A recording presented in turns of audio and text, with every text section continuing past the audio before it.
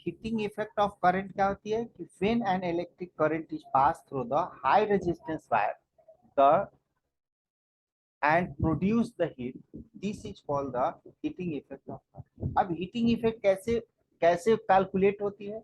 Work done must be done when the current continuously pass through itself flowing.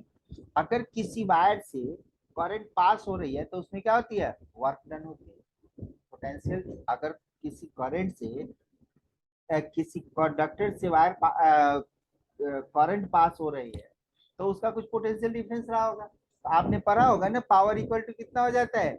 V into आई। पढ़ा है ना? तो इसी से हमें हीट जनरेट भी तो हमने निकाला था।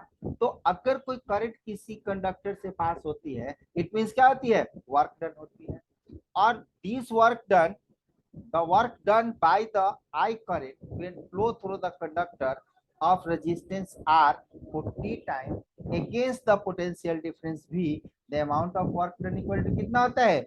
Q into V। कि किसी करंट से जिसकी पोटेंशियल डिफरेंस V है, ठीक है, और करंट पास हो रही है, तो उससे किया गया वर्क डन कितना होता है? Q into V. आपने पढ़ा है ना पोटेंशियल डिफरेंस का फॉर्मूला, V इक्वल टू कितना होता है? W upon Q। Unit positive charge को जब हम एक पॉइंट से दूसरे पॉइंट तक लाते हैं तो वर्क डन करते हैं। तो अगर करंट किसी कंडक्टर से पास हो रही है, टी टाइम के लिए हो रही है, जिस करंट का रेजिस्टेंस आर है और पोटेंशियल डिफरेंस भी है, तो वर्क डन इक्वल टू कितना होता है? Q into V. और from formula of current you know that कि क्यू इक्वल टू कितना होता है? I into T. पता है ना कि करंट इक्वल टू क्या होते हैं? Q upon T. Flow of charge in per unit time is called the current. मतलब क्यू इक्वल टू कितना होता है? V into T. और वी इक्वल टू क्या होता है? I R, Ohm's law. पता है? हम इन दोनों की वैल्यू को यहाँ पुट कर दें, ये क्या निकलेगा? I T. क्यू की जगह हमने रख दिया आई टी और वी की जगह रख दिया आई आर, तो फॉर्मूला क्या हो गया? I square R. और जितनी हीट प्रोड्यूस होती है, total produce heat equal to कितना होगा? Total work done. किसी ऑब्जेक्ट के ऊपर जितना हम वर्क डन करते हैं वो क्या होती है? Equal to heat.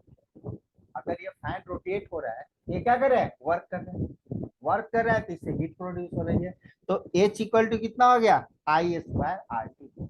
ये फॉर्मूला H और W और H दोनों सेम हो गए, तो क्या हो गया? I square R T.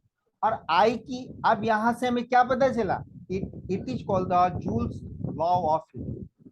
या कभी कभी ये भी पूछ देता है what is the Joule's law of heat. ठीक है। और from this expression we conclude that कि produce heat is directly proportional to square of the current.